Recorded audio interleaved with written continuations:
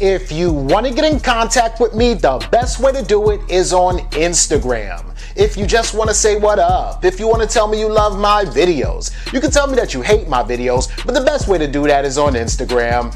Peace, y'all. Jonny Fastlane here. So, 50 Cent says that Lloyd Banks is lazy, and French Montana throws shots at Swae Lee. Plus, Crunchy Black says that RZA and Ludacris told him that the rest of 3 6 Mafia was trying to block him from being successful. Let's talk hip-hop.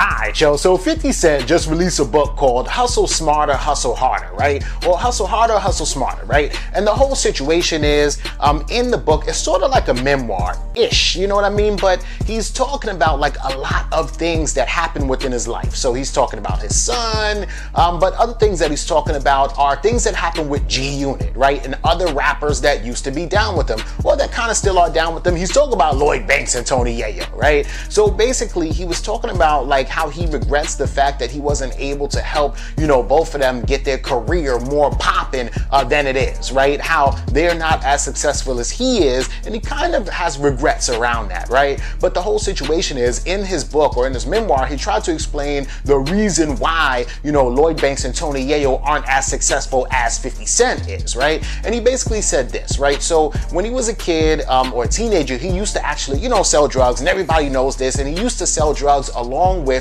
Lloyd Banks's father, right? So Lloyd Banks's father was kind of like a father figure to 50 Cent. 50 Cent kind of looked up to Lloyd Banks's father, even though 50 Cent and Lloyd Banks were the same age, roughly, right? And that Lloyd Banks was lazy when he was a kid. He didn't want to get out there in the streets and hustle with him or his father. He wanted to sit on the porch all day and wait for them to come back and bring him money and bring him stuff, right? And so he says that, you know, this is not trying to assassinate Lloyd Banks's character or anything like that. He says that Lloyd Banks knows that he's lazy, that Lloyd Banks has a tattoo on his arm that says Lazy Lloyd, and that he literally wears his laziness on his sleeve. That's what, you know, 50 Cent said in his book, right? Then he also went on to say that he tried to give Lloyd Banks advice. He tried to tell Lloyd Banks, yo, do a video, you know, have some cameramen follow you around and just, you know, put a video up on YouTube about how you just live your life on a daily basis, right? He says that Lloyd Banks is a little like socially awkward, and that, you know, if people get to learn, you know, him through video content, that might almost be better. He might say something or do something that might go viral, and then, you know, he gets, you know, popular, or he gets some heat again, right? And then as far as Tony Yayo goes, he was saying that Tony Yayo is not lazy, is not a lazy person like Lloyd Banks is, but Tony Yayo is just pretty much like an ignorant motherfucker. Like, if Tony Yayo has $100,000 from doing a few shows or whatever like that, he won't try to invest it. He won't try to put it in the bank. He ain't gonna try to like buy stocks and bonds and stuff like that. This nigga, Tony Yayo, wanna go buy 3 bricks, and then he's like, yeah, we really gonna be sitting on money after this, you know what I'm saying? And so 50 Cent was like, I could not work with these niggas no more. Between this one constantly being in the streets and this nigga not doing nothing at all, he was like, I had to, you know, just kind of grow apart from them a little bit, right? Which is all crazy, man. And then at the same time, I understand, man, Lloyd Banks is a grown-ass man, Tony Yayo's a grown-ass man, 50 Cent can't hold your hand through this whole thing, right? So whatever, but it's just crazy because those are your brothers at this point, right? But yeah, let me know what y'all think about this in the comments. Alright, yo, so y'all know that recently French Montana's just been saying a lot of crazy stuff, right? Especially on social media and in a bunch of interviews. But me personally, even though he's saying a lot of crazy shit, I feel like French Montana is right, like 99.9% of everything that he's talking about, right? Anyway, so he was basically doing an interview with Billboard, and they were asking him like different things about what's going on, and he ended up kind of just talking about Unforgettable a little bit, right? And a lot of people, you know, they kind of like get at French Montana a little bit, saying that, you know, Unforgettable is Swae Lee's song, right? Well, first of all, it is French Montana's song, it's not Swae Lee's song, but yes, Swae Lee is on the song pretty much throughout the whole entire thing, and then French Montana has one like 16-bar verse at the end, and then it went like 9 times platinum, right? And people are saying, yo, French Montana ain't really got no hits by himself, you know, he just inserts himself on other people's songs, and then and all of a sudden he'll go platinum, right? But French Montana, he's like, I beg to differ. I came up with the whole entire song structure of that song Unforgettable, which went 9 times platinum with me and Swae Lee, right? Swae Lee says, cap, right? He went on Instagram or Twitter or whatever, he says that's cap. You know, French Montana didn't come out with all that, right? So now French Montana is doubling down on his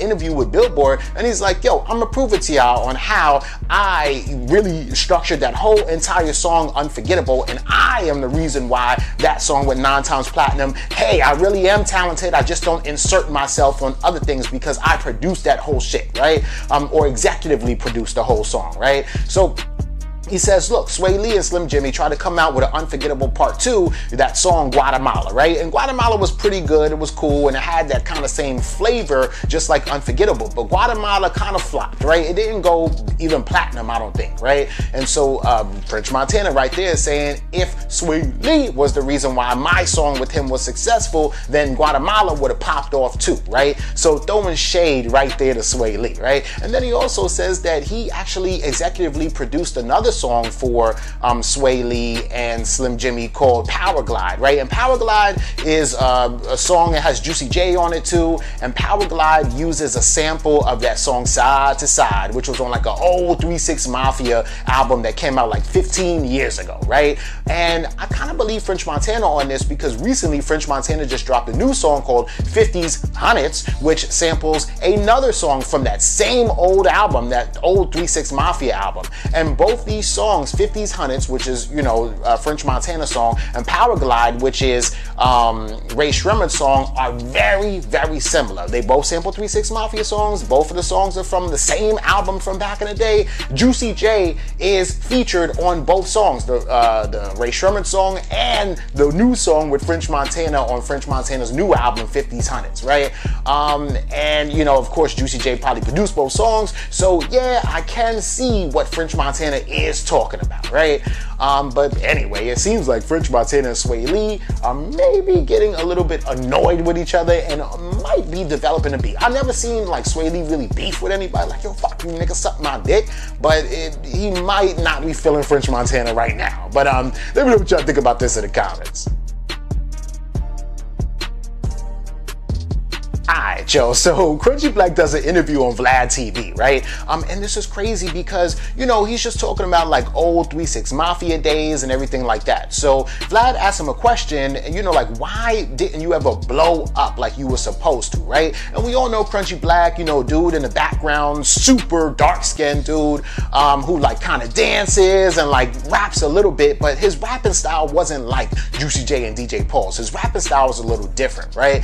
But he was dope and nice, right? So the whole situation is, he was saying that, yo, I was trying to do songs with like Ludacris, right? I was trying to do songs with like Wu-Tang and people like that, but he said that Ludacris came to him, right, and told him that, you know, DJ Paul was trying to charge mad money for Crunchy Black to feature on a Ludacris song, right? He said that DJ Paul was like, yo, you're not just gonna have Crunchy Black on your song, you gotta have the entire 3-6 Mafia on the song, right? And that he was trying to be slick by telling Ludacris like, yo, I'll let you get the whole entire 3-6 Mafia on your song for like 50,000, right? But if you want Crunchy Black, you gotta pay 100,000. So he's like, so if I want one rapper, I gotta pay 100,000, but if I want him, you, and Juicy J, I'm only paying 50? And he was like, that don't even make no sense. So he was like, nah, forget it, I don't want Crunchy Black on my shit, right? And then RZA told Crunchy Black the same kind of thing, right? So it's just crazy how it's funny how 3-6 Mafia or Juicy J and DJ Paul